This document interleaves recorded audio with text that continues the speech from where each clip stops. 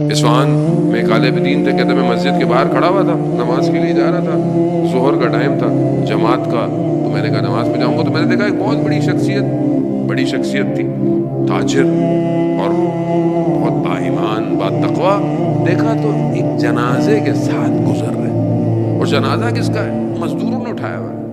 اور میں آگے پیچھے دیکھا تو چند مزدور تھے اور جنازہ تھا، اور یہ اتنی بڑی، تو میں نے کہا یہ رشتہ دار لگتے ہیں، کون ہے، کس کی ذات ہے؟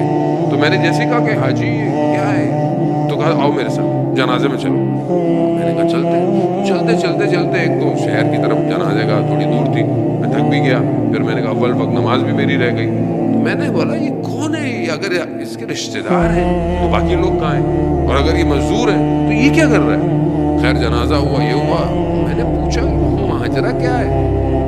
کہا کہ میں کچھ عرصے پہلے حج پہ جا رہا تھا،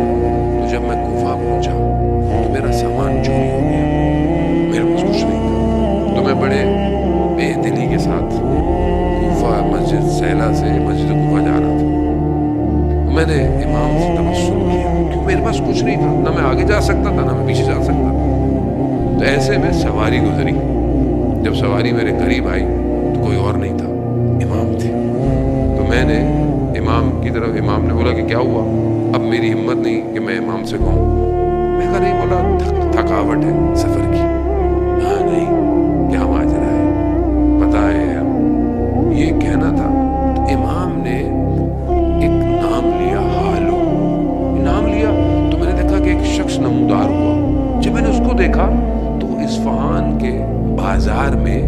یہ جو ریڑھی پر سامان اٹھاتے ہیں وہ تھا، جب میں نے اس کو دیکھا، لیکن میں نے کہا کہ یہ امام نے اس کو بلایا تھا، یہ کیسے ہو سکتا ہے؟ مطلب میں نے کہا شاید میرا وہم، میں نے پوچھا نہیں، امام نے اسے حکم دیا کہ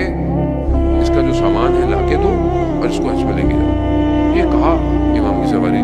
چلی گئی، اس شخص مجھے کہتا ہے فلانی جگہ کل آ جانا، میں پہنچا، میرا سارا سامان تھا، کہا کھول کے دیکھو، میں نے کھول کے دیکھا سب موجود تھا، کہا اس کو کہیں مسافر خانے میں رکھو، آؤ میں تمہیں حج پہ لے جاتا ہوں، مجھے حج پہ ایک قدم بڑھاتے مجھے حج پہ لے گیا، مکہ لے گیا، باہر چھوڑا، کہا کوئی پوچھے تو بتا دینا میں دوسرے راستے سے آیا تھا، واپس آ جانا، واپس آیا مجھے لے آیا، مگر اس نے بولا کہ دیکھو جب مجھے ملنا تو جیسے پہلے ملتے تھے ویسے ہی ملنا، میں بہت وہ تھا کہ میں بہرحال ایک شخص اس مقام پہ چلا جائے کہ جو مزدور ہے لیکن امام کے اتنا قریب ہے کہ امام اپنے کاموں کے لیے اسے پکار رہے، جب میں پہنچا لوگ مبارکباد دینے آئے، بیٹھے تو وہ بھی آئے، میں کھڑا ہونے لگا، اس نے اشارہ کیا بیٹھے رہو، جب سب چلے گئے تو اس نے مجھے بولا کہ میں فلانے دن مر جاؤں گا، میرے حجرے میں آنا، میرا کفن میرے سامان میں رکھا ہوگا، مجھے کفن غسل میرا جنازہ پڑھوا دینا، احسان موت، اس لیے کہتے ہیں کہ ڈونٹ جج